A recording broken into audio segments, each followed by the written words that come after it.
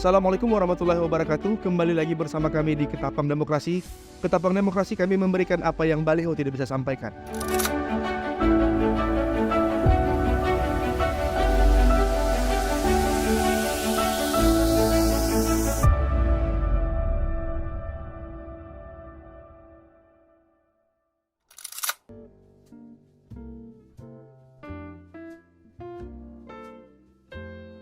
Kali ini saya bersama seorang calon legislatif perempuan dari Dapil 1 nomor urut 1. Siapakah dia? Silakan diperkenalkan ini. Saya Rina Mutia dari Partai Nasdem, Dapil 1 nomor urut 1. Bisa ceritakan awal asal muasal atau latar belakang Anda dulu? Saya berprofesi sebagai salah satu UMKM di bidang seni, yaitu penata rias, kemudian dari fashion design. Saya termotivasi untuk masuk ke dunia politik karena basic saya memang aktif di dunia organisasi, kemudian berbagai organisasi lingkungan masyarakat, organisasi perempuan, juga keinginan saya untuk lebih meningkatkan kemampuan saya dalam berkomunikasi, kemudian menyentuh masyarakat dalam kegiatan sehari-hari. Oke, ini perempuan ini adalah sosok yang biasanya itu sebagai pelengkap nih. Itu bagaimana pendapat Anda tuh? Saya ingin merubah stigma itu dalam dunia politik karena siapapun perempuan, namanya emansipasi itu tidak hanya di lidah. Jadi dalam lingkungan ini saya terbukti alhamdulillah di Nasdem diterima dengan baik dan diarahkan, dan bahkan saya dipercaya mendapatkan nomor urut 1, salah satu perempuan yang ada di dapil saya, dapil 1 itu alhamdulillah sekali. Selalu orang selalu mengatakan bahwa perempuan itu sebagai pelengkap. Nah, itu ingin saya rubah stigma itu. Jangan sampai perempuan-perempuan di Kabupaten Ketapang itu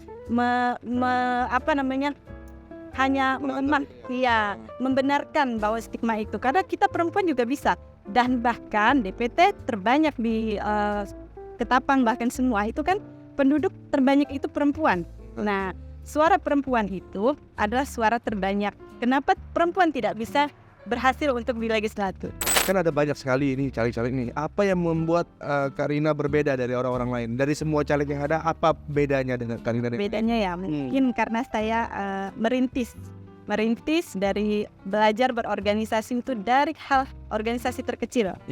Dari mulai tahap sekolah kita ada di Pramuka, ada di OSIS, kemudian di kuliah ada di BEM, di lingkungan masyarakat kita banyak organisasi yang kita ikuti. Artinya kita tidak unyuk-unyuk datang langsung ada di posisi yang sudah terbiasa lah ya, sudah terbiasa ya. Kita sudah merintis dari bawah. Nah, mungkin muaranya pada saat ini saya sudah berada di titik legislatif karena ini pengalaman pertama saya untuk mencoba di legislatif.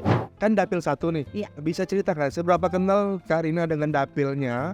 Lalu ada potensi apa dan apa yang akan Kak Rina bawa nanti kalau misalnya jadi? Karena saya lahir dan besar di dapil 1. Sekolah dan berinteraksi di dapil 1 karena saya sangat mengenal watak, kemudian lingkungan, karena orang di dapil 1 ini adalah orang-orang yang bisa kita ajukan atau bisa kita paparkan visi misi kita yang lebih mengena apa yang dibutuhkan di dapil 1, apa yang ingin masyarakat di dapil 1 ingin rasakan, kemerataan apa yang ingin kita nikmati, kesenjangan apa yang ingin kita hindari itu. Sepengetahuan Kak Rina nih, yang sepengamatan Kak Rina sekarang, kira-kira ada masalah apa? Ada masalah apa yang terjadi di dapil 1 dan lalu apa yang akan Kak Rina buat nanti ke depannya? Kalau di dapil 1 ini kesempatan kerja, kemudian untuk kami kaum ibu-ibu, karena banyaknya kesempatan ibu-ibu atau perempuan-perempuan yang lebih diskriminasi. Artinya kita perempuan memang punya kesempatan untuk bekerja di luar, tapi alangkah lebih baiknya kita dapat income dengan ada di rumah.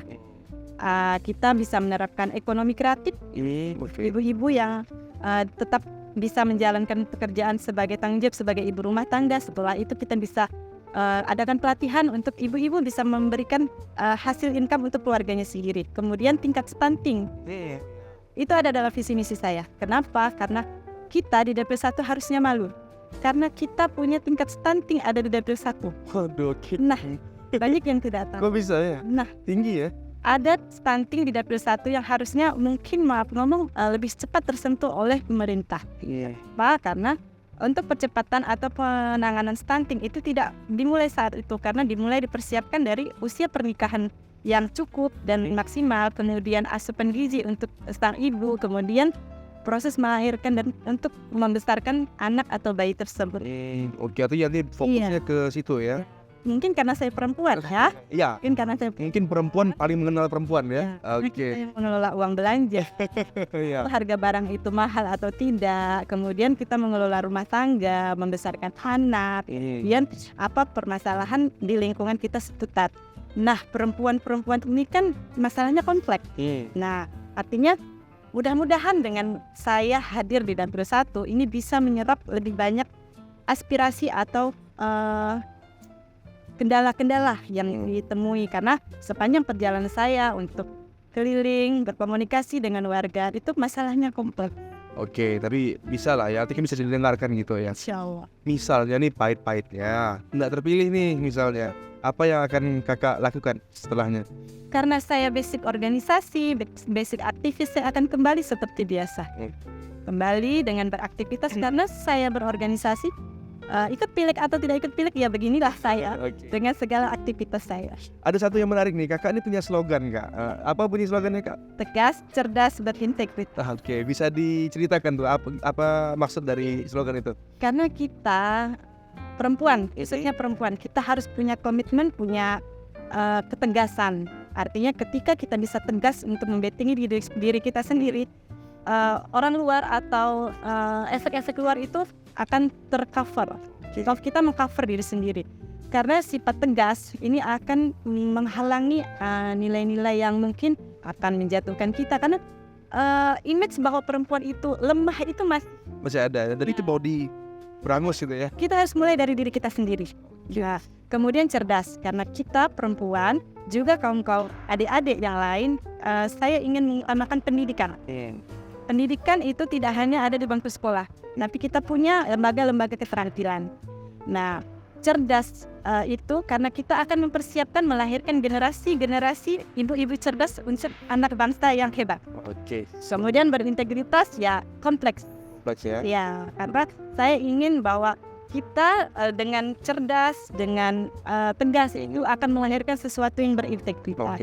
Pasti. Enggak nanti Nasdem menang ketapang gembira. Oke, terakhir nih sebelum kita tutup nih, ada nggak pesan-pesan untuk para penonton di Ketapang Demokrasi dan rakyat Ketapang pada umumnya? Tapi pesan-pesannya jangan kampanye ya. Silakan. Siap. Saya berpesan kepada seluruh pemilih di Dapil 1 dan Ketapang umumnya atau seluruh Indonesia, silakan memilih dengan hati, silakan menggunakan suara hak pilih Anda dengan cerdas dan pilih orang yang tepat yang akan mewakili aspirasi atau kebutuhan dari Anda semua. Cerdas memilih dan no money politik. Oke, begitu saja wawancara kita dengan Mbak Rina Mutia. Ikuti terus kami di Ketapang Demokrasi, karena kami seperti sekarang akan memberikan sosok, bukan cuma gambar baliho, tapi sosoknya seperti apa. Ikuti terus kami memberikan lebih dari yang beliau sampaikan. Assalamualaikum warahmatullahi wabarakatuh. Waalaikumsalam warahmatullahi wabarakatuh.